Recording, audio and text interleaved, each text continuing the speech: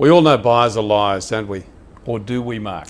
Well, we've been told that, Kevin, many a time, but what I think we've got to be honest about is that the agent themselves hasn't found out what their specific needs are. Yeah, it's a wish list, and see, that's our topic for this segment. And Mark, how do you properly qualify? Well, first of all, let's make sure we've got enough time to qualify.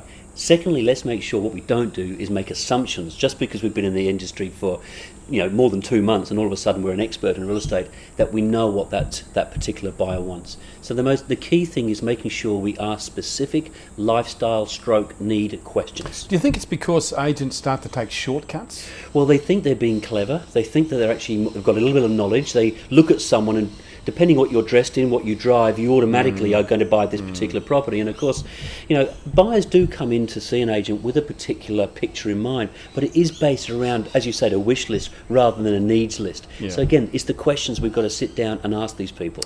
Is it about, Mark, not making decisions?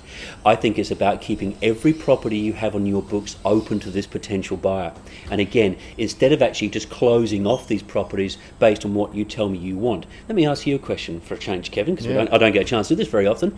If I said to you on average, if you're an average buyer, how many bedrooms do you want? What's the average buyer going to say? 3 or 4. Exactly. Yeah. Now, if I said to you, how many people are going to live in the house, Kevin?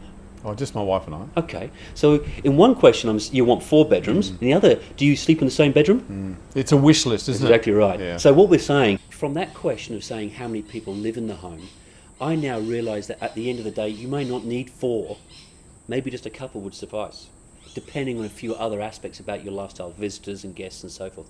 So what we're trying to say is, look, instead of us getting bogged down about what a buyer wants, question the need, question the lifestyle, challenge it in a different way, but get the buyer to seriously think about what it is they're going to need rather than want.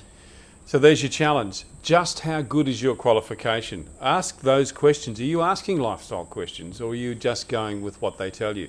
In fact, on our website, we've got a number of the questions you should be asking. Mark's giving you an example right here. We've got a lot more at our website. Go and check them out, and we'll see you next time.